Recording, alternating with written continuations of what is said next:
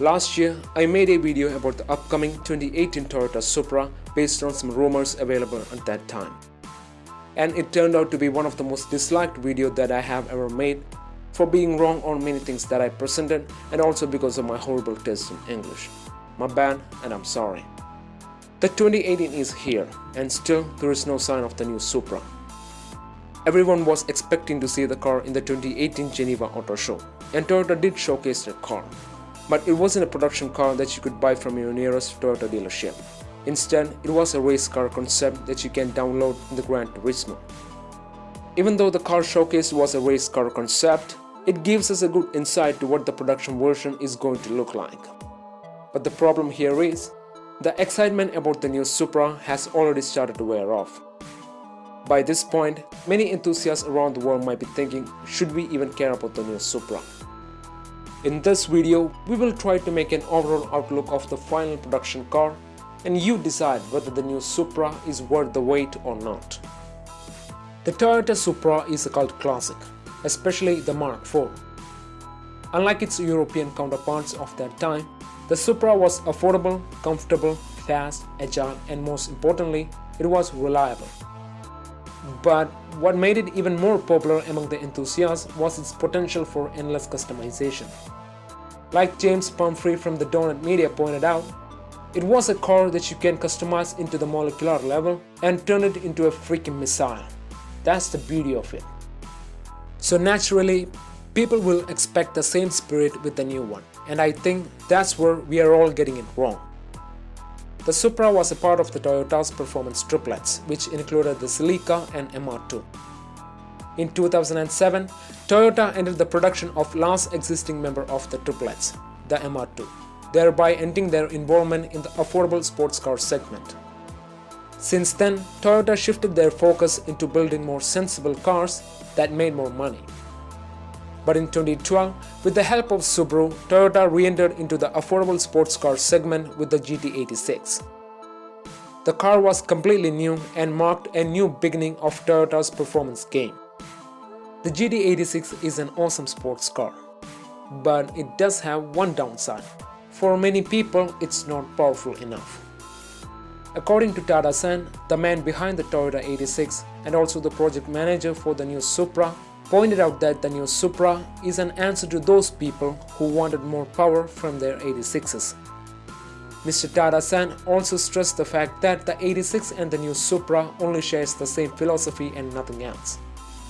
Unlike the nose-heavy 55-45 front-to-rear weight distribution of the 86, the Supra will offer a perfect 50-50 weight distribution and will have twice the rigidity of the 86. The new Supra will also have a lower center of gravity than an 86, which already have a lower center of gravity due to its flat 4 engine. Speaking of engines, Toyota is still tight-lipped about that matter. But Mr. Tada-san did confirm the fact that the new Supra is going to have an inline-6 engine. According to a poll conducted by Toyota, an overwhelming majority of Supra fans wanted a turbocharged inline-6. But quite interestingly, that same group of people weren't that fond of a manual gearbox. What?